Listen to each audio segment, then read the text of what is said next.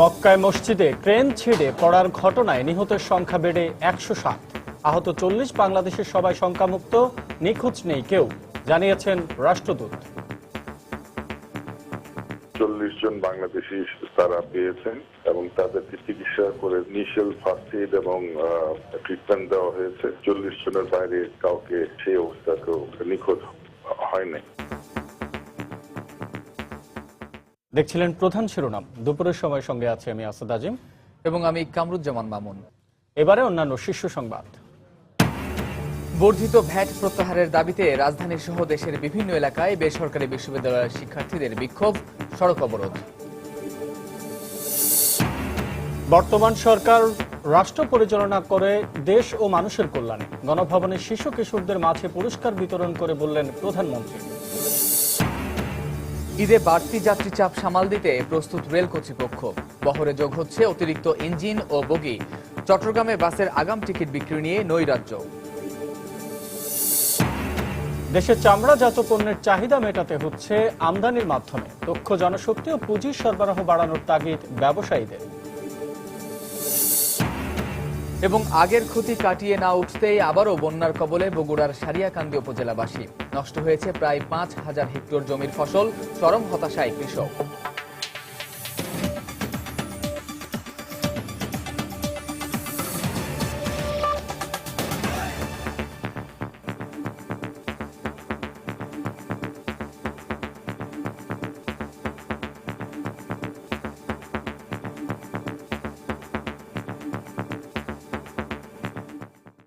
Saudi আরবের মক্কায় মসজিদ আল হারামের বর্ধিত অংশের নির্মাণ কাজে ব্যবহৃত ক্রেন ছিঁড়ে পড়ে অন্তত ১০৭ জন নিহত হয়েছেন। এ ঘটনায় আহত হয়েছেন আরও ২ শতাধিক। এর মধ্যে ৪০ জন বাংলাদেশে রয়েছেন। তবে সৌদি সরকারের পক্ষ থেকে ৮৭ জনের মৃত্যুর খবর নিশ্চিত করা হয়েছে। শুক্রবার মাগরিবের নামাজের কিছু আগে এই দুর্ঘটনা ঘটে। আহতদের মধ্যে বেশ কয়েকজনের অবস্থা আশঙ্কাজনক বলে জানিয়েছেন দেশটির গণমাধ্যম। দুর্ঘটনার সময় মক্কায় প্রচণ্ড ঝড় ও বৃষ্টি হচ্ছিল বলে জানা গেছে। ঝড়ের কারণেই ক্রেনটি ছিঁড়ে পড়তে পারে বলে প্রাথমিকভাবে ধারণা করা হচ্ছে। মসজিদ আল হারামের স্বাভাবিক চিত্র এটি। প্রতি বছর হজের সময় ৩০ থেকে ৪০ লাখ মুসল্লি সমবেত হন এখানে। এবছরের চিত্র ভিন্ন নয়। শুক্রবার জুমার দিন হওয়ায় হারাম শরীফে মুসল্লিদের ভিড় ছিল অন্যান্য দিনের চেয়ে বেশি। সকাল থেকেই ভারী বৃষ্টির পাশাপাশি তীব্র ঝড়ো হওয়ায় বিপর্যস্ত হয়ে পড়ে পবিত্র নগরী মক্কা। তীব্র সামুদ্রিক ঝড়ের পূর্বাভাস দেয়া হয় বলে জানায় সৌদি গণমাধ্যম। মাগরিবের নামাজের কিছু আগে পাল্টে যায় মসজিদ আল হারামের দৃশ্যপট।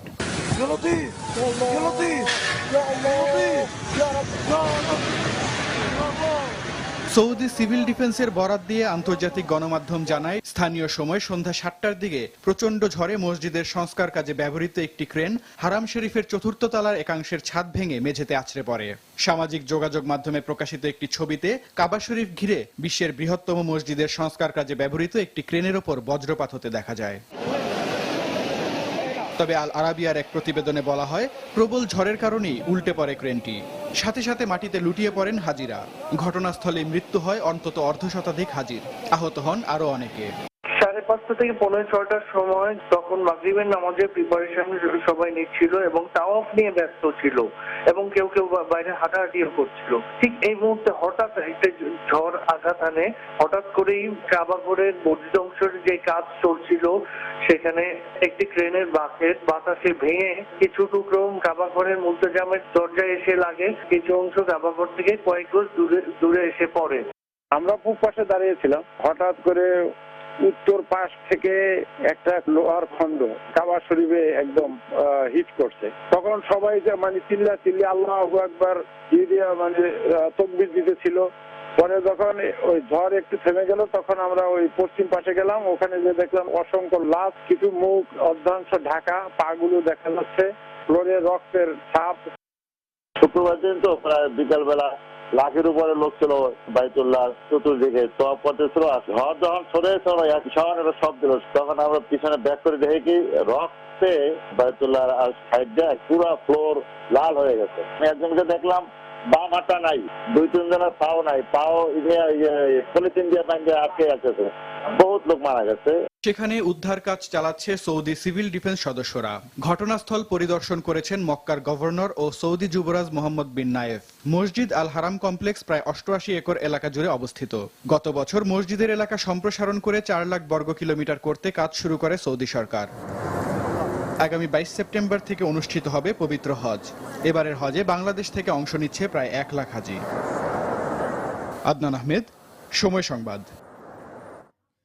এদিকে এই ঘটনায় আহত 40 বাংলাদেশের সবাই শঙ্কামুক্ত বলে জানিয়েছেন সৌদি আরবে নিযুক্ত বাংলাদেশের রাষ্ট্রদূত গোলাম মসিহ। আহতদের স্থানীয় হাসপাতালে চিকিৎসা দেওয়া হচ্ছে বলেও জানান তিনি। এছাড়া এই দুর্ঘটনায় কোনো বাংলাদেশি নিখোঁজ নেই বলে জানিয়েছেন রাষ্ট্রদূত।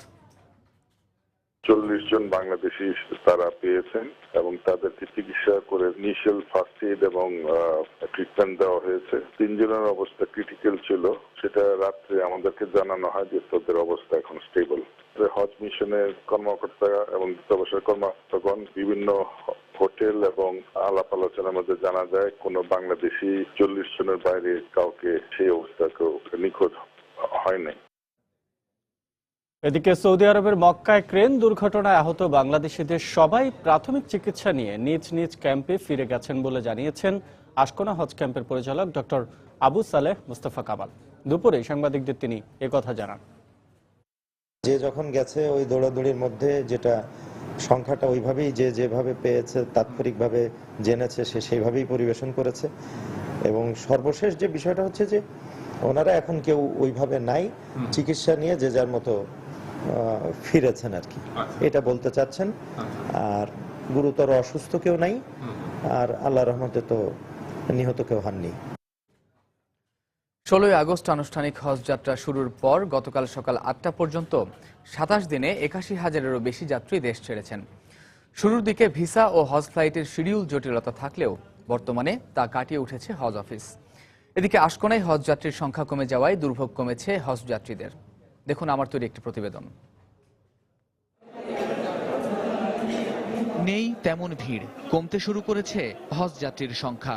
সরকারি ও বেসরকারিভাবে 16 আগস্ট থেকে 11 সেপ্টেম্বর সকাল পর্যন্ত মোট 116টি ফ্লাইটে 81,183 জন যাত্রী পৌঁছেছেন আরব ভূমিতে।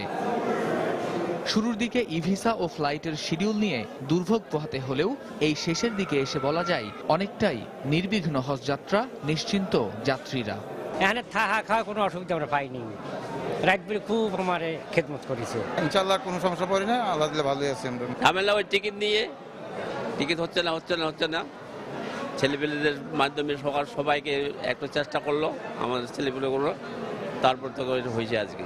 দেশের যে রাজনৈতিকবিদ যারা আছে ওনাদের যাতে আল্লাহ ইমান আমল ভালো মজবুত করে এবং তারা যেন সৎ পথে চলতে পারে, এর জন্য আল্লাহর কাছে আমি দোয়া করবো ইনশাল্লাহ। সবাইকে সুস্থ রাখুক, ভালো রাখুক, সবাইকে আল্লাহর ঘরের সামনে হাজিরা দেওয়ার তৌফিক দান করুক। 1,01,758 জনের মধ্যে ইতোমধ্যে 1,01,297 জনের ভিসা সম্পন্ন হয়েছে বলে জানানোর পাশাপাশি উদ্ভূত সমস্যাসমূহের পুনরাবৃত্তি ঠেকাতে সচেষ্ট থাকার আশ্বাস হজ অফিসের পরিচালকের। আমাদের আরো বেশি করে সচেতন হতে হবে এবং একই সাথে যে আমাদের কোন জায়গায় ভুল ত্রুটি হলো বা কোন জায়গাগুলিতে ভুল ত্রুটি হয় সেইগুলি স্মরণ রেখে সিদ্ধান্ত নিয়ে নীতি প্রণয়ন করলেই সেটা থেকে মুক্ত থেকে সুষ্ঠুভাবে সম্পন্ন করা সম্ভব হবে। এবারের হজ সফরের শেষ ফ্লাইট 18 সেপ্টেম্বর ও ফিরতি ফ্লাইট শুরু হবে 28 সেপ্টেম্বর থেকে। কামরুজ্জামান মামুন, সময় সংবাদ, ঢাকা। জাতির পিতার স্বপ্ন বাস্তবায়ন করে বাংলাদেশ এখন বিশ্ব সভায় মাথা উঁচু করে এগিয়ে যাচ্ছে বলে মন্তব্য করেছেন প্রধানমন্ত্রী শেখ হাসিনা। সকালে গণভবনে বঙ্গবন্ধুর 95তম জন্মবার্ষিকী উপলক্ষে শিশু কিশোরদের মাঝে চিত্রাঙ্কন প্রতিযোগিতার পুরস্কার বিতরণী অনুষ্ঠানে বক্তব্য রাখেন তিনি। এ সময় প্রধানমন্ত্রী বলেন, বর্তমান সরকার দেশ ও দেশের মানুষের কল্যাণে রাষ্ট্র পরিচালনা করছে। কোমলমতি এই শিশুরা বঙ্গবন্ধুকে নিয়ে রচনা লিখেছে, ছবি এঁকেছে বাংলাদেশের। গত 4 বছর বঙ্গবন্ধু মেমোরিয়াল ট্রাস্ট আয়োজিত জাতির জনকের জন্মবার্ষিকী উপলক্ষে রচনা এবং চিত্রাঙ্কন প্রতিযোগিতায় যারা শ্রেষ্ঠত্ব অর্জন করেছে তাদের হাতে পুরস্কার তুলে দেন বঙ্গবন্ধু কন্যা প্রধানমন্ত্রী শেখ হাসিনা।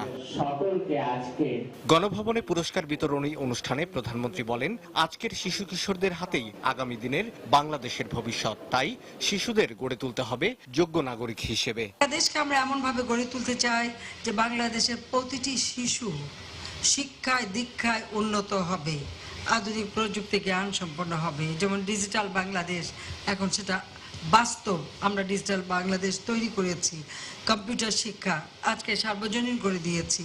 কাজে বাংলাদেশ এখন সব দিক থেকে এগিয়ে যাচ্ছে বিশ্বসভায়। বাংলাদেশ এগিয়ে যাবে।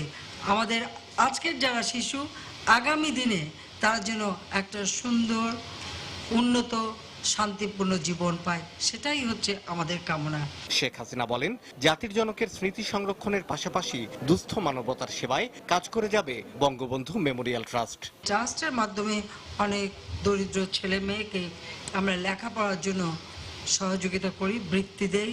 আমাদের আওয়ামী লীগ করে এরকম বহু নেতারা আছেন বয়োবৃদ্ধ হয়ে গেছেন বা রোগে ধুকে চিকিৎসা পান না।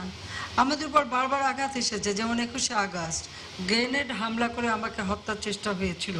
সে সময় আমাদের দলের অনেক নেতাকর্মী যারা গ্রেনেড হামলায় আহত হয়ে আছেন, এখনও পঙ্গুত্ব বরণ করেছেন। আমরা এদের সকলকে এই ট্রাস্টের মাধ্যমে আমাদের সাধ্যমতো সাহায্য সহযোগিতা করে যাচ্ছি। বঙ্গবন্ধুর অসমাপ্ত কাজ শেষ করে আগামী দিনের সমৃদ্ধ বাংলাদেশ গড়ে তোলার প্রত্যয়ের কথাও জানান প্রধানমন্ত্রী শেখ হাসিনা। শাহ আলী জয়, সময় সংবাদ, ঢাকা। বেসরকারি বিশ্ববিদ্যালয়ে টিউশন ফির ওপর বর্ধিত ভ্যাট প্রত্যাহারের দাবিতে রাজধানীর বিভিন্ন বেসরকারি বিশ্ববিদ্যালয়ের সামনে বিক্ষোভ করেছেন শিক্ষার্থীরা। সকাল থেকে রাজধানীর ধানমন্ডি, বনানী সহ বিভিন্ন জায়গায় নো ভ্যাট অন এডুকেশন ব্যানারে বিক্ষোভ সমাবেশ ও মিছিল করেন শিক্ষার্থীরা। এছাড়াও রাজধানীর কলাবাগানে বেশ কয়েকটি ইউনিভার্সিটির শিক্ষার্থীরা সড়ক অবরোধ করে বিক্ষোভ করে।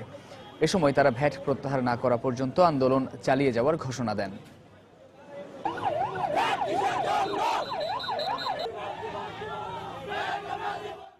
আমাদের কাছ থেকে টাকা নিয়ে এরা সরকারকে দেবে, কিন্তু এদের টাকা বা এদের ফান্ড থেকে কিন্তু সরকারকে টাকাটা দিচ্ছে না।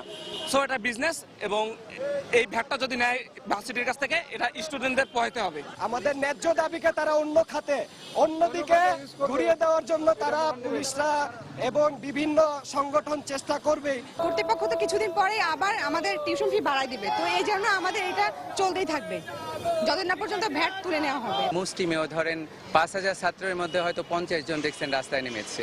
তো এদের নেপথ্যে অবশ্যই কেউ কাজ করতেছে, যাদের উদ্দেশ্য হচ্ছে ঘোলা পানিতে মাছ শিকারের, যারা এই অবুঝ ছাত্রদের, নিরীহ ছাত্রদের, যাদের ব্রাইট ফিউচার, তাদেরকে প্রভোগ করে মিথ্যার আশ্রয় নিয়ে রাস্তায় নামাচ্ছে। এদেরকে খুঁজে বের করার আমরা চেষ্টা করছি। এদিকে বর্ধিত ভ্যাট প্রত্যাহারের দাবিতে দেশের বিভিন্ন এলাকায় সড়ক অবরোধ করে বিক্ষোভ করেছেন বেসরকারি বিশ্ববিদ্যালয় ও মেডিকেল কলেজের শিক্ষার্থীরা। ব্যুরো প্রতিবেদক ও জেলা প্রতিনিধিদের পাঠানো তথ্য ও ছবি নিয়ে ডেস্ক রিপোর্ট। বেলা 12টার দিকে সিলেট কেন্দ্রীয় শহীদ মিনারের সামনে সড়ক অবরোধ করে বিক্ষোভ করেন 4টি বেসরকারি বিশ্ববিদ্যালয় ও 4টি বেসরকারি মেডিকেল কলেজের শিক্ষার্থীরা। এ সময় তারা অভিযোগ করেন শিক্ষার উপর ভ্যাট আরোপ করে মৌলিক অধিকারের উপর হস্তক্ষেপ করা হয়েছে। ভ্যাট প্রত্যাহার না হওয়া পর্যন্ত আন্দোলন চালিয়ে যাওয়ার ঘোষণা দেন তারা। আমরা আর কিছু এগেইনস্টে না, আমরা ভ্যাট চাই না, আমরা ভ্যাট মুক্ত শিক্ষা চাই। আমাদের কোর্সটা অনেক বড়, 5 বছর ধরে প্রতি মাসে এভাবে টাকা দিতে হলে আসলে আমাদের গার্জিয়ানদের জন্য আমরা বার্ডেন হয়ে যাব। আমাদের মৌলিক অধিকারের উপর বের, এটা কেমন কথা আমরা বুঝতে পারলাম না। আসলে এটা আমরা প্রত্যাহার চাই। শিক্ষা আমাদের মৌলিক অধিকার, আমরা কখনোই পেট দিয়ে শিক্ষাকে কিনবো না। সেজন্য আজকে আমাদের দাবি না আদায় হওয়া পর্যন্ত আমরা আন্দোলন চালিয়ে যাব। একই দাবিতে রাজশাহীর তালাইমারি এলাকা থেকে বিক্ষোভ মিছিল বের করেন বেসরকারি বিশ্ববিদ্যালয়ের শিক্ষার্থীরা। মিছিলটি বিভিন্ন সড়ক প্রদক্ষিণ শেষে সাহেববাজার 0 পয়েন্টে গিয়ে সমাবেশ করেন শিক্ষার্থীরা। সমাবেশে অবিলম্বে তাদের দাবি মেনে নেওয়ার জন্য সরকারের প্রতি আহ্বান জানানো হয়। আমাদের ভ্যাট প্রত্যাহার করা হবে না ততদিন আমরা আমাদের দাবি আন্দোলন অগ্রসর করে নিয়ে যাব। আমরা 1 পয়সাও ভ্যাট দিব না। এর জন্য দরকারে রাস্তায় দাঁড়িয়েছি, দরকারে গুলি খাবো, কিন্তু ভ্যাট দিব না। আমরা যতদিন পর্যন্ত আমাদের দাবি পূরণ হবে ততদিন পর্যন্ত আমাদের এই সংগ্রাম চলবে। আমাদের মৌলিক অধিকারের জন্য আমরা কেন ভ্যাট দিব? এটাই আমাদের মূলত কর্মসূচির উদ্দেশ্য। এটার দাবি না মানা হবে ততদিন আন্দোলন চলবে। এদিকে ভ্যাট প্রত্যাহারের দাবিতে সাভারেও ব্যানার প্ল্যাকার্ড হাতে নিয়ে ঢাকা আরিচা মহাসড়কে অবস্থান নিয়ে বিক্ষোভ করেন গণ বিশ্ববিদ্যালয়ের শিক্ষার্থীরা। এ সময় মহাসড়কের দুপাশে শত শত যানবাহন আটকা পড়ে। পরে পুলিশ এসে মহাসড়ক থেকে শিক্ষার্থীদের সরিয়ে দিলে আধ ঘন্টা পর যান চলাচল স্বাভাবিক হয়। ইসমাত জাহান, সময় সংবাদ। দুপুরের সময় আরো থাকছে। সিলেটে কোচিং সেন্টারগুলোতে বিশ্ববিদ্যালয়ে ভর্তি ইচ্ছুক শিক্ষার্থীদের ভিড়। লাখ লাখ টাকা হাতিয়ে নিচ্ছে একটি চক্র। প্রশ্নপত্র ফাঁস সহ নানা অনিয়মের অভিযোগ। এবং রাজধানীর পাইকারি বাজারে বেড়েছে পোলাও সহ সব ধরনের চালের দাম। কমেছে মশলা সহ আদা, রসুন ও পেঁয়াজের দাম। কোরবানির ঈদ উপলক্ষে দ্বিতীয় দিনের মতো ঢাকা থেকে দেশের বিভিন্ন রুটে বাসের আগাম টিকিট বিক্রি চলছে। রাজধানীর গাবতলী, কল্যাণপুরের বিভিন্ন বাস কাউন্টার থেকে আগাম টিকিট দেওয়া হচ্ছে। দ্বিতীয় দিনে সকালের দিকে কাউন্টারগুলোতে টিকিট প্রত্যাশীদের তেমন ভিড় না থাকলেও বেলা বাড়ার সঙ্গে সঙ্গে ভিড় বাড়তে থাকে। এদিকে আগাম টিকিটের ক্ষেত্রে বাড়তি ভাড়া নেওয়া হচ্ছে বলে অভিযোগ করেছেন অনেকে। বাস মালিকদের সিদ্ধান্ত অনুসারে প্রতিদিন সকাল ৬টা থেকে রাত ৮টা পর্যন্ত আগাম টিকিট দেওয়া হচ্ছে। এছাড়া আগামী ১৬ সেপ্টেম্বর থেকে বিআরটিসি বাসের আগাম টিকিট বিক্রি শুরু হবে। এখানে লেখা আছে ৬টা থেকে টিকিট ছাড়বে, কিন্তু এখন ৭:৩০ বাজে, লোক নেই। টিকিট কাটতেছিলাম সকাল থেকে ঘুরতেছি, টিকিট এখন 23 তারিখে টিকিট দরকার, 23 তারিখে টিকিট কোথাও নাই। টিকিট পাইছি, খুবই ভালো লাগছে। ঈদে বাড়ি যাব, একটা টিকিট খুব আরাধ্য ছিল আর কি। আমি 21 তারিখ রাতে নওগাঁ যাব, তো 400 টাকা টিকিট 600 টাকা যাচ্ছে। আমরা যেটা নিচ্ছি ভাড়া, সেইটা আপনার বিআরটি অনুমোদিত ভাড়া। এই ভাড়ার বেশি আমরা নিই না। রাস্তা ক্লিয়ার থাকলে এর গ্যাপে গ্যাপে আমরা আর সাইড স্ট্রিপ করে প্রতিটা রুটে গাড়ি ভাড়াই নিতে পারবো। এদিকে চট্টগ্রাম থেকে দেশের 64টি রুটে চলাচলকারী বাসের ঈদের অগ্রিম টিকিট বিক্রি নিয়ে চরম নৈরাজ্য সৃষ্টি হয়েছে। পূর্ব ঘোষণা ছাড়াই অগ্রিম টিকিট বিক্রি করায় অভিযোগ উঠেছে সবগুলো টিকিট কালোবাজারিদের কাছে চলে যাওয়া, যে কারণে ঘন্টার পর ঘন্টা লাইনে দাঁড়িয়েও টিকিট পায়নি অধিকাংশ যাত্রী। বিস্তারিত জানাচ্ছেন কমল দে। অন্যান্য বছর অন্তত এক সপ্তাহ আগে থেকে সবার মাধ্যমে ঘোষণা দিয়ে ঈদের অগ্রিম টিকিট বিক্রি করেছে পরিবহন সংস্থাগুলো, কিন্তু এবার কোনো ঘোষণা না দিয়ে অনেকটা গোপনভাবে 10 সেপ্টেম্বর থেকে টিকিট বিক্রি শুরু করে দেয় তারা। এমনকি বড় বড় কয়েকটি পরিবহন সংস্থা 9 সেপ্টেম্বর থেকেই টিকিট বিক্রি শুরু করেছে বলে অভিযোগ উঠেছে। ফলে বাড়ি যাওয়ার কাঙ্ক্ষিত টিকিট না পেয়ে চরম ভোগান্তিতে পড়েছেন সাধারণ যাত্রীরা। 23 তারিখে যাবো, বাড়িতে যাবো, কিন্তু এখন বলছে টিকিট নাই। এখানে লাগানো আছে 22-23 তারিখ সিট নাই। এখন আসলে আমাদের প্রশ্ন হলো এই সিটগুলো কোথায় গেছে? কোনো টিকিটগুলো সাধারণ মানুষের জন্য নাই। ওরা বলতেছে যে টিকিটগুলো ওরা ছাড়ছে। চট্টগ্রাম থেকে দেশের উত্তরাঞ্চল এবং পশ্চিমাঞ্চলের অন্তত 64টি রুটের গাড়ি চলাচল করে। যাত্রীদের অভিযোগ, এবার 22 এবং 23 সেপ্টেম্বরের কোনো টিকিটই মিলছে না। অবশ্য তার একটা খোরা যুক্তি দিয়েছেন টিকিট বিক্রেতারা। সবাই শুধু ওই একটা ডেটে টিকিট চায়। 22 এবং 23 তারিখের টিকিটের চাপটাই বেশি, এই জন্য কালকে যারা আইছিল লাইন দিয়ে তারা টিকিট নিয়ে গেছে। টিকিট নাই, এখন প্রায় টিকিট শেষ হয়ে গেছে। এদিকে অন্যান্য দিনে যাত্রার টিকিট পাওয়া গেলেও তার দাম রাখা হচ্ছে অনেক বেশি। তবে এই অভিযোগ মানতে নারাজ পরিবহন কর্তৃপক্ষ। সরকার যেটা নির্ধারিত করে দিয়েছে সেটাই ভাড়া নিবে তারা, কিন্তু সেই ক্ষেত্রে তারা ভাড়া নিচ্ছে না। সরকারের যে কিলোমিটারের যে ভাড়া, সে ভাড়া নেওয়া হচ্ছে, আর কোনো অতিরিক্ত ভাড়া নেওয়া হচ্ছে না। অবশ্য পরিবহন মালিক সমিতির শীর্ষ নেতার দাবি, অগ্রিম টিকিট না পেলেও ঈদে চলাচলকারী যাত্রীদের তেমন কোনো সমস্যা হবে না। আগাম দেয়া হলেও গাড়ির পর্যাপ্ত আছে, রাস্তাঘাটও ইতিমধ্যে শুকনো আছে, রাস্তা গাড়ি চলাচল অব্যাহত রাখা যাবে। আমি আশা করছি যত যাত্রী আসুক, আমরা ইনশাল্লাহ তাদেরকে তাদের গন্তব্যে পৌঁছাতে পারব। আর কুমিল্লা, নোয়াখালী, ফেনী সহ আশপাশের জেলাগুলোর বাস যাত্রার কোনো অগ্রিম টিকিট বিক্রি করা হচ্ছে না। নগরীর কদমতলী, পাহাড়তলী, একেখান কাউন্টার থেকে যাত্রার আগেই টিকিট সংগ্রহ করতে পারবেন যাত্রীরা। কমল দে, সময় সংবাদ, চট্টগ্রাম। ঈদকে সামনে রেখে শেষ মুহূর্তের প্রস্তুতিতে ব্যস্ত এখন রেল সংশ্লিষ্টরা। যাত্রীর বাড়তি চাপ সামাল দিতে রেলের বহরে যোগ হচ্ছে আরও 25টি ইঞ্জিন ও 135টি বগি। এছাড়া থাকছে 7 জোড়া বিশেষ ট্রেন, যা ঈদের আগে পরে 10 দিন বিশেষ সেবা দেবে। শিডিউল বিপর্যয় এড়াতেও থাকবে কড়া নজরদারি। থাকছে টিকিট কালোবাজারি বন্ধে আইন শৃঙ্খলা রক্ষা বাহিনীর বিশেষ তৎপরতা। এছাড়া সাধ্যের মধ্যে শতভাগ যাত্রী সেবা নিশ্চিত করতে সব ধরনের ব্যবস্থা নেওয়া হয়েছে বলেও জানালেন রেলমন্ত্রী। রাশেদ লিমনের রিপোর্ট। ঈদে এমন দৃশ্যের সঙ্গে পরিচিত সবাই। যাত্রীদের এই বাড়তি চাপ সামাল দিতে প্রতি বছরই হিমশিম খেতে হয় রেল সংশ্লিষ্টদের। আবার আগাম টিকিট নিয়েও কম ঝক্কি ঝামেলা পোহাতে হয় না তাদের। আর তাই প্রতি বছরই বেশ আগে থেকেই চাপ সামলাতে প্রয়োজনীয় প্রস্তুতি শুরু করে রেলওয়ে কর্তৃপক্ষ। এরই মধ্যে ঘোষণা করা হয়েছে রেলের আগাম টিকিট বিক্রির দিনক্ষণ। এদিকে রেলের ওয়ার্কশপগুলোতে চলছে শেষ মুহূর্তের প্রস্তুতি। বর্তমানে চালু 119টি ইঞ্জিনের সঙ্গে যোগ হচ্ছে বাড়তি 25টি ইঞ্জিন। 886টি বগির বহরে যুক্ত হচ্ছে 138টি। ঈদের আগে 3 দিন ও পরে 7 দিন ঢাকা থেকে দেওয়ানগঞ্জ ও খুলনায় আর চট্টগ্রাম চাঁদপুর রুটে চলবে 5 জোড়া বিশেষ ট্রেন। আর ঈদের দিন শোলাকিয়া ঈদ জামাতের জন্য থাকবে 2টি বিশেষ ট্রেন। শিডিউল ঠিক রাখতেও নেওয়া হচ্ছে বিশেষ ব্যবস্থা। যে ট্রেনগুলো সাধারণভাবে বিলম্ব হয় সেইগুলো বিশেষ নজরদারিতে নিয়ে বিশেষভাবে মনিটর করে যাতে এই ঈদের উপলক্ষে বিলম্ব পরিহার করা যায় তার জন্য আমরা ব্যবস্থা নিয়েছি। ইনশাল্লাহ এটা আমরা সফল করব। টিকিট কালোবাজারি বন্ধে ও যাত্রী নিরাপত্তায় থাকছে বিশেষ নজরদারি। ঈদ উপলক্ষে কোনো সময় একটু কালোবাজারি বাউকান পার্টি মলম পার্টির একটু দৌড়েত্ব বাড়ে। আমাদের আরএনবি এবং জিআরপি তো আছে, সাথে সাথে পুলিশ, র্যাব এবং বিজিবির সহযোগিতা আমরা কামনা করেছি। আসন্ন ঈদুল আজহা উপলক্ষে আমাদের যাত্রীদেরকে নিরাপত্তার জন্য সবাই যৌথভাবে দায়িত্ব পালন করবেন। এছাড়া ভোগান্তি কমাতে পরবর্তী সময়ে ই-টিকিটিং এর মাধ্যমে আরো বেশি টিকিট বিক্রি করা হবে বলেও জানান রেলমন্ত্রী। সাশ্রয় এবং তুলনামূলক আরামদায়ক হওয়ায় রেলের প্রতি মানুষের ঝোঁক বরাবরই একটু বেশি। উৎসব পার্বণে যা সবসময় চোখে পড়ার মতো। আর তাই আসছে ঈদুল আজহাকে সামনে রেখে যাত্রী সেবা শতভাগ নিশ্চিত করতে সাধ্যের মধ্যে নিজেদের সবটুকু প্রস্তুতি সেরে ফেলেছে রেলওয়ে কর্তৃপক্ষ।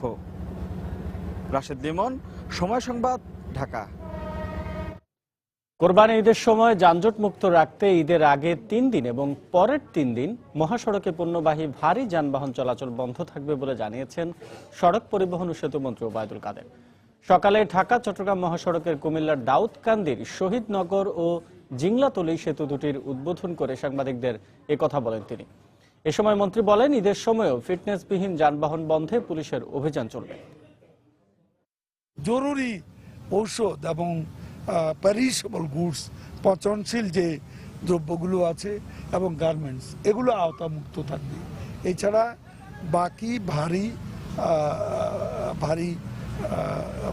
পরিবহন যেগুলো ওভারলোডেড হবে অন্যান্য ভারী পণ্য দিয়ে, সেগুলো অবশ্যই গতবারের মতো এবারও আমরা তাদেরকে চিঠি দিয়েছি সংশ্লিষ্টদের, এবং সঙ্গে সঙ্গে আমরা গার্মেন্টসের কাছে আবারও অনুরোধ করব যে তারা ছুটিটা যেন স্ট্যাগারিং করে, ছুটিটা যেন 1 দিন 2 দিনে না দিয়ে এটা 7-8 দিনে দেয়। শিমুলিয়া কাওড়াকান্দি নৌ রুটে ড্রেজিং এর কাজ শেষ হলে এবারের ঈদে ঘরমুখ মানুষের ফেরি পারাপারে কোনো সমস্যা হবে না বলে জানিয়েছেন নৌ পরিবহন মন্ত্রী শাহজাহান খান। সকালে মাদারীপুর নতুন শহরে একটি বেসরকারি হাসপাতালের উদ্বোধন শেষে সাংবাদিকদের তিনি একথা বলেন। শিমুলিয়া কাওড়াকান্দি রুট, এই রুটে আমরা কোনো ফেরি প্রথম দিকে চালাতে পারিনি জোয়ারের কারণে। ছোট মাত্র 3টা ফেরি আমরা চালিয়েছিলাম, তারপরে নাব্যতা সংকট সৃষ্টি হলো। আমরা আমাদের নিজস্ব ড্রেজার, একই সঙ্গে চায়না পদ্মা সেতুতে যে কাজ করছে ওদের একটা বড় ড্রেজার, আমরা সেই ড্রেজার দিয়ে আমরা খনন কাজ শুরু করেছি। এই খনন কাজটা শেষ হয়ে গেলে, খনন করতে হয়তো আরও আমার 4-5 দিন সময় লাগবে, খনন কাজটা শেষ হলে আমরা এই পুরানো রুট দিয়ে আবার চলাচল শুরু করব, তখন আবার 1.5 ঘন্টার মধ্যেই যাতায়াত করা যাবে ফেরিতে। সুতরাং আমার মনে হয় ঈদের আগে আমরা এই কাজটা কমপ্লিট করতে পারবো। ঈদের সময় মানুষের এই নৌপথে যাতায়াতের কোনো অসুবিধা হবে না ইনশাআল্লাহ। বিচার বিভাগ সম্পূর্ণ স্বাধীন মন্তব্য করে খাদ্যমন্ত্রী অ্যাডভোকেট কামরুল ইসলাম বলেছেন, কোনো প্রতিহিংসা থেকে নয়, বরং ন্যায় বিচার প্রতিষ্ঠা করার জন্য যুদ্ধাপরাধী সহ সব অপরাধীর বিচার করছে সরকার। সকালে সুপ্রিম কোর্ট আইনজীবী সমিতি ভবনে আইনজীবী সহকারীদের মহাসম্মেলনে বক্তব্য রাখেন তিনি। অতীতে নানাভাবে বিচার বিভাগকে প্রভাবিত করা হয়েছে বলেও এ সময় অভিযোগ করেন খাদ্যমন্ত্রী। বর্তমান সরকার কোনো ফরমাইশি বিচার করে না, কোনো ফরমাইশি তদন্ত করে না।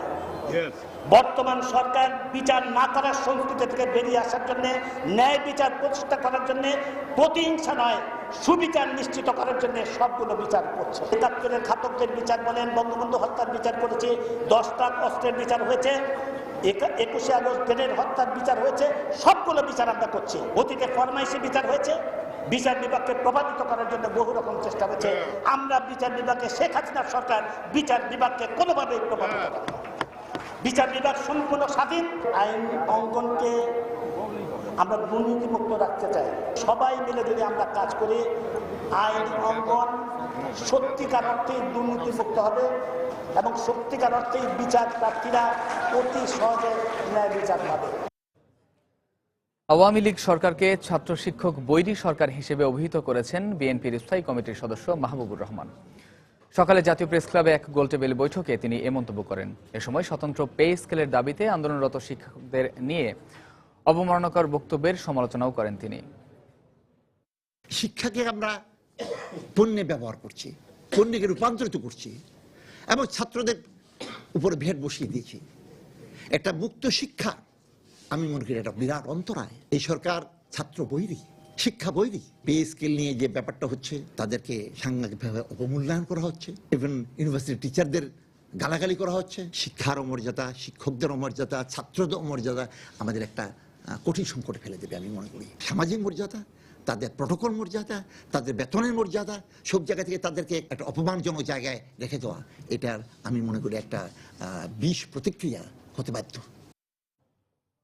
গাইবান্ধায় ডায়রিয়া পরিস্থিতির আরও অবনতি হয়েছে। গত 5 দিনে আধুনিক সদর হাসপাতালে চিকিৎসা নিয়েছেন 4 শতাধিক রোগী। এছাড়া আজ সকাল 8টার পর থেকে বেলা 12টা পর্যন্ত নতুন করে ডায়রিয়া আক্রান্ত হয়ে 20 জন হাসপাতালে ভর্তি হয়েছেন। এদিকে রোগীর চাপে হাসপাতালে দেখা দিয়েছে স্থান সংকট। গাইবান্ধা থেকে ওবায়দুল ইসলামের ক্যামেরায় আরো জানাচ্ছেন হেদায়েতুল ইসলাম বাবু। শনিবারও গাইবান্ধায় ডায়রিয়ায় আক্রান্ত হয়ে শিশু ও নারী সহ প্রতি ঘন্টায় 3 থেকে 4 জন ভর্তি হচ্ছেন আধুনিক সদর হাসপাতালে। রোগীর সংখ্যা বেড়ে যাওয়ায় চিকিৎসক সেবিকা সংকটের পাশাপাশি হাসপাতালে দেখা দিয়েছে বিছানা সংকটও। ডায়রিয়া ওয়ার্ডে জায়গা না হওয়ায় হাসপাতালের বাইরে তাঁবু টেনে অস্থায়ী ওয়ার্ড নির্মাণ করেও পরিস্থিতি সামাল দিতে হিমশিম খাচ্ছে হাসপাতাল কর্তৃপক্ষ। জেলার বাইরে থেকেও আনা হয়েছে চিকিৎসক। জায়গার সমস্যা, তারপরে লেট্রিন, বিশেষ করে লেট্রিনের সংখ্যা কম, পানি একটা সমস্যা। কালকে থেকে এই সমস্যা আমি অতটা কেয়ার করে নেই, বাট এখন দেখতেছি সিরিয়াস অবস্থা এবং সকালে আসছে আমি। অতিরিক্ত যে রোগী, সেই রোগীর চাপ সামাল দেওয়ার জন্য আমরা বাড়তি শেড তৈরি করেছি। ইতিমধ্যে রোভার স্কাউট সহ বিভিন্ন সামাজিক সংগঠন ডায়রিয়া আক্রান্তদের সেবায় কাজ শুরু করেছে। গাইবান্ধার যে পরিস্থিতি, এই পরিস্থিতিতে রংপুর এবং বগুড়া থেকে জরুরি ভিত্তিতে অথবা ঢাকা থেকে জরুরি ভিত্তিতে ডাক্তার নিয়ে আসা দরকার। আমরা চেষ্টা করছি রোগীদের তাৎক্ষণিকভাবে ভর্তির ব্যাপারে সহযোগিতা করা। নিরাপদ পানির পাশাপাশি স্বাস্থ্যসম্মত স্যানিটেশন ব্যবস্থা নিশ্চিত করলে দ্রুত এই পরিস্থিতি স্বাভাবিক হবে বলে মনে করছেন হাসপাতাল কর্তৃপক্ষ। ডায়রিয়া মূলত একটা ক্ষণস্থায়ী প্রবলেম হয়ে থাকে, কারণ বাইরে প্রচন্ড রোদ আছে, রোদে ডায়রিয়া অবশ্যই কমে আসবে। আমি আশা করছি যে আজ অথবা আগামী মধ্যে এটা নিয়ন্ত্রণের মধ্যে চলে আসবে। ডায়রিয়ার কারণ অনুসন্ধানে শুক্রবার বিকেল থেকে নমুনা ও তথ্য উপাত্ত সংগ্রহ করছে রোগতত্ত্ব, রোগ নিয়ন্ত্রণ ও গবেষণা ইনস্টিটিউটের 7 সদস্যের একটি প্রতিনিধি দল। হেদায়েতুল ইসলাম বাবু, সময় সংবাদ, গাইবান্ধা। চোখ ধাঁধানো বিজ্ঞাপনে আকৃষ্ট হয়ে মেডিকেল আর বিশ্ববিদ্যালয়ে ভর্তির আশায় উচ্চ মাধ্যমিক উত্তীর্ণ শিক্ষার্থীদের উপচে পড়া ভিড় এখন সিলেটের কোচিং সেন্টারগুলোতে। সেই সুযোগে একটি চক্র হাতিয়ে নিচ্ছে লাখ লাখ টাকা। অভিযোগ রয়েছে কোচিংয়ের আড়ালে প্রশ্নপত্র ফাঁস সহ অনেকেই নানা অনিয়মের সঙ্গে জড়িত। তবে পুলিশের দাবি বিষয়টি তাদের নজরদারিতে রয়েছে। আব্দুল আহাদের রিপোর্ট।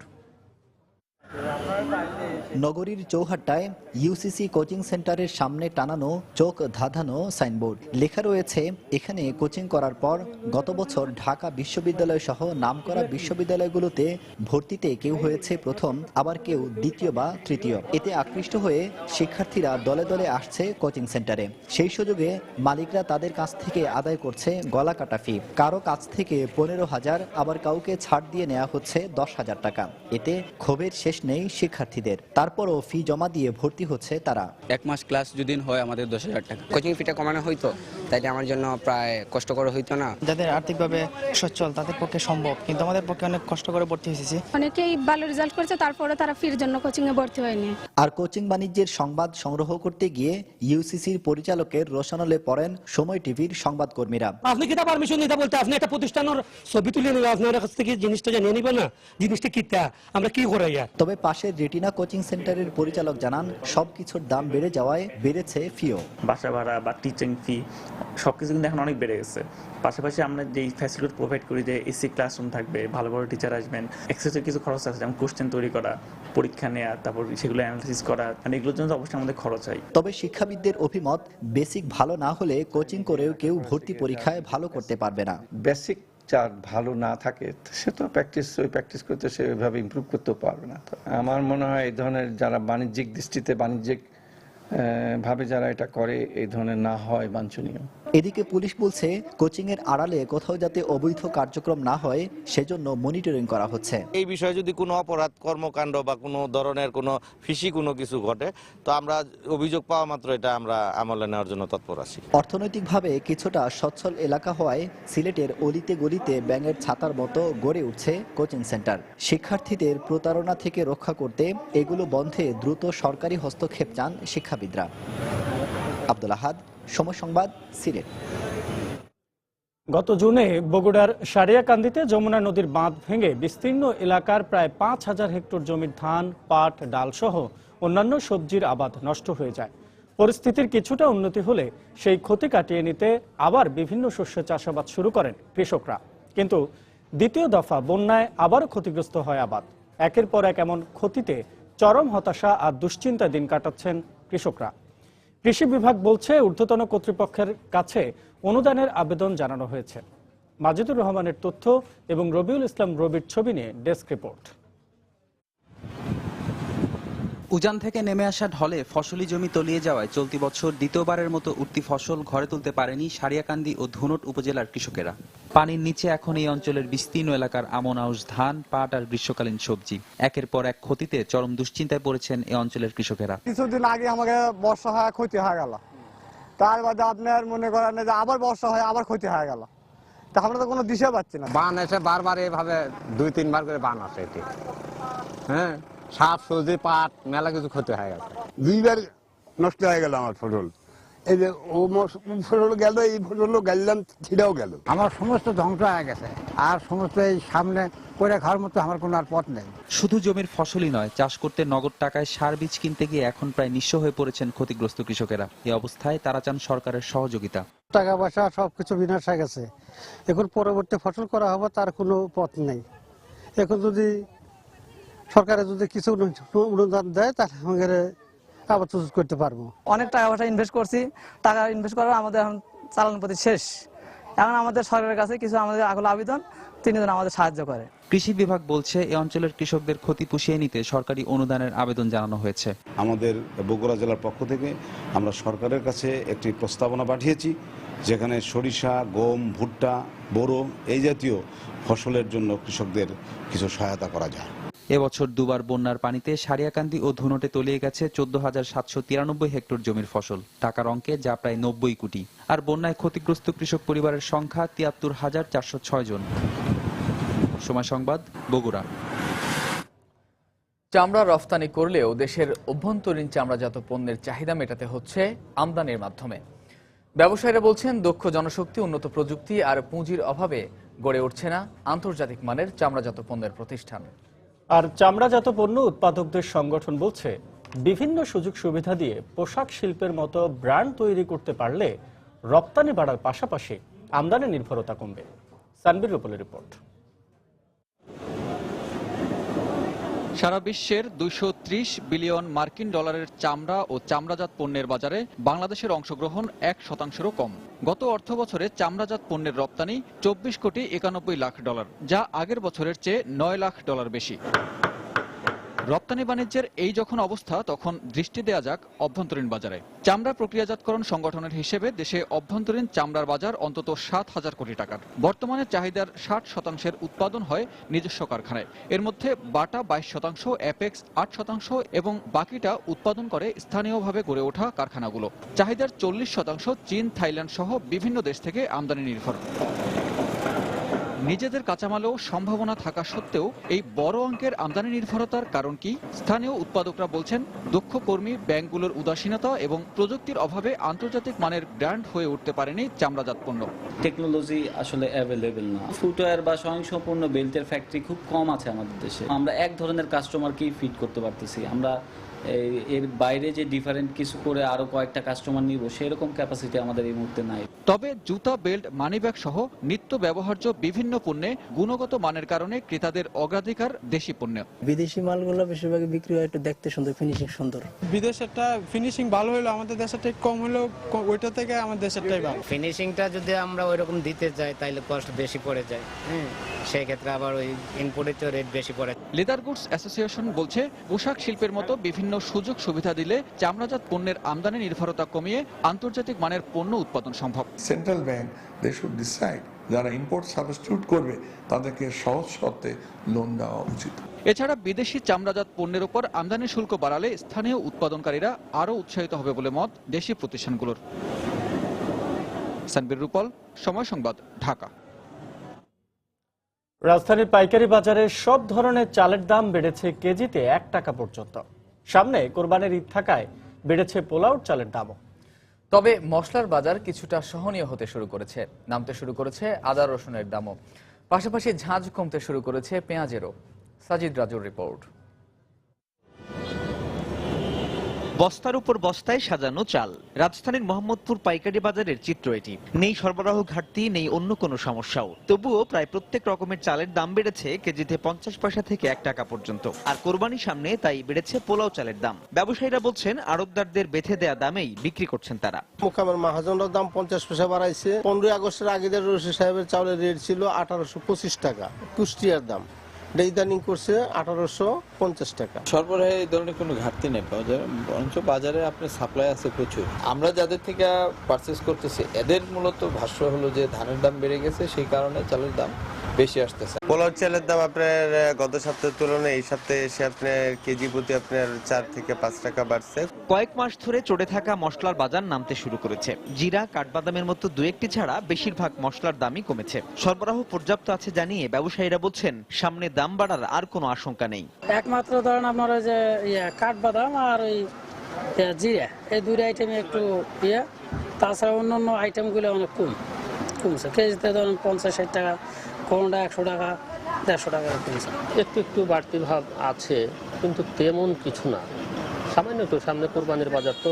এদিকে নামতে শুরু করেছে আদা, রসুন, পেঁয়াজের দামও। বাজারটা এখন ঠিক আছে, এখন একটু নিয়ন্ত্রণে আছে। আমি যদি মনে করেন একটা মাল 70 টাকা কিনি, তো 71 টাকা আমি বেচতে চেষ্টা করবো। তো এখন ওরা যদি মুকাম থেকে কমে কিনতে পারতো তাহলে না হয়তো। আগে ছিল 70 টাকা, এই সপ্তাহে 2-3 টাকা কমছে। এখন বাজে 65 থেকে 68 পর্যন্ত বেচতেছি। আর এলসি প্রাইসটা কিনতে কমছে 5-10 টাকা কমছে। রসুন 90 থেকে 92, আদা 70 থেকে 75 টাকা। বাজার কমার সম্ভাবনা আছে, বাড়ার কোনো সম্ভাবনা নাই। কমেছে চিনির দামও। তবে এক সপ্তাহ বিরতি দিয়ে মসুর ডালের দাম কেজিতে 2 টাকা পর্যন্ত বেড়েছে। সাজিদ রাজু, সময় সংবাদ, ঢাকা।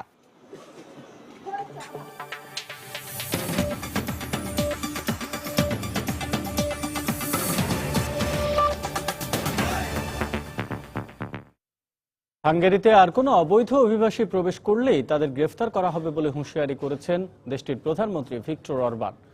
পরিস্থিতি নিয়ন্ত্রণে হাঙ্গেরি সার্বিয়া সীমান্তে 175 কিলোমিটার এলাকায় উঁচু বেড়া নির্মাণের কাজ শেষ করেছে। এদিকে অভিবাসীদের আশ্রয় দিতে হাঙ্গেরি, গ্রিস সহ কয়েকটি দেশকে বড় পরিসরে আশ্রয় শিবির নির্মাণের আহ্বান জানিয়েছে জাতিসংঘ। অন্যদিকে রোববার অনুষ্ঠেয় ইইউ কূটনীতিকদের বৈঠক থেকে কোনো কার্যকর সমাধান না হলে এ মাসেই জোটের নেতাদের নিয়ে আরেকটি সম্মেলন অনুষ্ঠানের কথা জানান ইউরোপীয় কাউন্সিলের নেতা ডোনাল্ড টাস্ক। সার্বিয়া থেকে হাঙ্গেরিমুখী ট্রেনে উঠতে না পেরে বৃহস্পতিবার অনেক শরণার্থী বাধ্য হয়ে সীমান্ত অভিমুখে হেঁটে রওনা হন। দীর্ঘ পথ, তার উপর ক্ষণে ক্ষণে বৃষ্টি আর কনকনে ঠান্ডা বাতাসে নাকাল হয়ে পড়েন শরণার্থীরা। সবচেয়ে খারাপ অবস্থায় পড়ে শিশু ও বৃদ্ধরা। আমরা জানি না সামনে আমাদের জন্য কি অপেক্ষা করছে। ভাবতে ভাবতে আমরা ক্লান্ত। কপালে যা আছে তাই হবে। আমরা শুধু নিরাপত্তা চাই, বাঁচতে চাই। শত দুঃখ দুর্দশার মধ্যেও সাময়িক স্বস্তির জন্য কেউ বা প্রার্থনা করেন, কারো কারো গিটারে বেজে ওঠে বাড়ি ফিরে যাওয়ার আকুতি।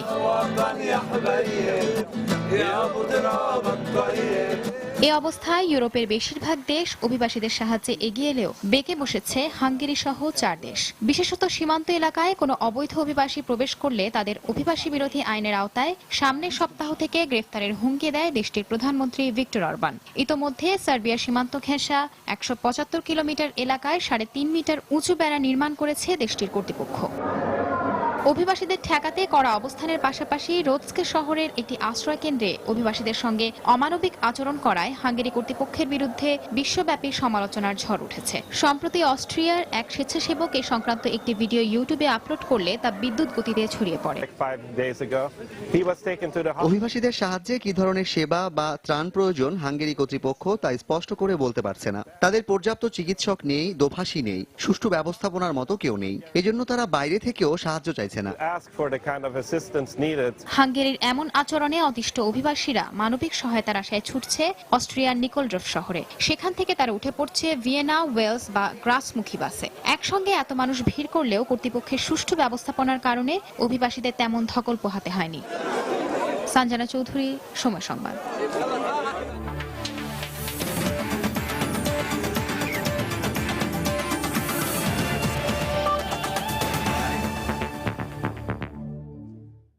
বাংলাদেশ সফরে অস্ট্রেলিয়ার বিপক্ষে টেস্টে নিজেদের সেরাটা খেলে অন্তত একটি জয় তুলে নিতে পারলে তা দেশের ক্রিকেটের জন্য খুবই ভালো হবে বলে মন্তব্য করেছেন অভিজ্ঞ ব্যাটসম্যান তামিম ইকবাল। গুলশানের লেকশোর হোটেলে একটি কোম্পানির শুভেচ্ছা দূত হিসেবে চুক্তি স্বাক্ষর অনুষ্ঠানে তিনি একথা বলেন। সফরে অজিদের হয়ে কয়েকজন গুরুত্বপূর্ণ ক্রিকেটার না থাকায় সিরিজে ভালো করাটা টাইগারদের জন্য সহজ হবে বলে মনে করেন তিনি। তবে সেদিকে চিন্তা না করে মাঠে ভালো খেলাই প্রধান লক্ষ্য বলেও জানান তামিম। দুটো টেস্ট খুব ইম্পর্টেন্ট হবে আমাদের জন্য, আর আমরা চেষ্টা করব যে যতটুকু ভালো করে খেলা সম্ভব। ম্যাচ যদি জিততে পারে তাহলে এর চেয়ে ভালো কিছু হইতে পারে না। বাট হ্যাঁ, ওদের কি প্লেয়ার আসতেছে না, এটা ইটস আ পজিটিভ সাইড আমাদের জন্য। বাট তারপরেও ওরা ভেরি প্রফেশনাল ইউনিট, আর আমাদের বেস্ট খেলতে হবে ওদেরকে যদি আমরা হারাতে চাই। সব কিছুর শেষে সবচেয়ে ইম্পর্টেন্ট যে জিনিসটা হলো পারফরমেন্স। আপনি মাঠে কিভাবে খেলেন ওটাই রিফ্লেক্ট করে আর কি। বছরের শেষ গ্র্যান্ড স্ল্যামের লড়াই থেকে ছিটকে পড়ে বড় অঘটনের জন্ম দিলেন বিশ্বের 1 নম্বর টেনিস তারকা সেরেনা উইলিয়ামস। ইতালিয়ান টেনিস তারকা রোবার্তা ভিঞ্চির কাছে হেরে ইউএস ওপেনের সেমিফাইনাল থেকে বিদায় নিলেন তিনি। প্রথমে অস্ট্রেলিয়ান ওপেন, ফ্রেঞ্চ ওপেন আর উইম্বলটন জয়ের ধারাবাহিকতা বজায় রেখে ক্যালেন্ডার গ্র্যান্ড স্ল্যাম জয়ের লক্ষ্য নিয়ে ইউএস ওপেনের হার্ডকোর্টে নেমেছিলেন সেরেনা। তবে র্যাঙ্কিংয়ে 43 নম্বরে থাকা ভিঞ্চির কাছে এসে থেমে গেল 21টি গ্র্যান্ড স্ল্যাম জয়ী সেরেনার জয়রথ। ইতালির ভিঞ্চির কাছে 2-6, 6-4, 6-4 গেমে হেরে সেরেনাকে বিদায় নিতে হয় সেমিফাইনালের আসর থেকে। সেই সঙ্গে ধূসর হয়ে যায় একই বছরে 4টি গ্র্যান্ড স্ল্যাম জয়ের স্বপ্ন। সেরেনার ইতিহাস করা না হলেও নতুন ইতিহাসের জন্ম দিয়েছেন নারীদের এককে ফাইনালে ওঠা 2 ইতালিয়ান টেনিস কন্যা। সিমোনা হ্যালেপেকে হারিয়ে ফাইনালে ওঠা ফ্লাভিয়া পেনেত্তা বছরের শেষ গ্র্যান্ড স্ল্যামের লড়াইয়ে মুখোমুখি হবে স্বদেশী রোবার্তা ভিঞ্চির।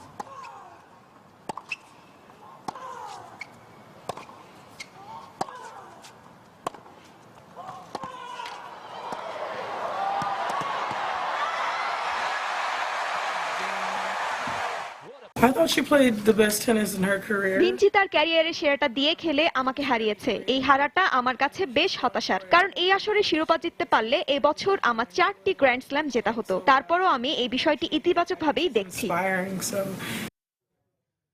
দর্শক, দুপুরের সময়ের এ পর্যায়ে শীর্ষ সংবাদগুলো জানিয়ে দিচ্ছি আরো একবার। মক্কায় মসজিদের ক্রেন ছিঁড়ে পড়ার ঘটনায় নিহতের সংখ্যা বেড়ে 107। আহত 40 বাংলাদেশের সবাই শঙ্কামুক্ত, নিখোঁজ নেই কেউ, জানিয়েছেন রাষ্ট্রদূত। বর্ধিত ভ্যাট প্রত্যাহারের দাবিতে রাজধানী সহ দেশের বিভিন্ন এলাকায় বেসরকারি বিশ্ববিদ্যালয় শিক্ষার্থীদের বিক্ষোভ, সড়ক অবরোধ। বর্তমান সরকার রাষ্ট্র পরিচালনা করে দেশ ও মানুষের কল্যাণে, গণভবনে শিশু কিশোরদের মাঝে পুরস্কার বিতরণ করে বললেন প্রধানমন্ত্রী।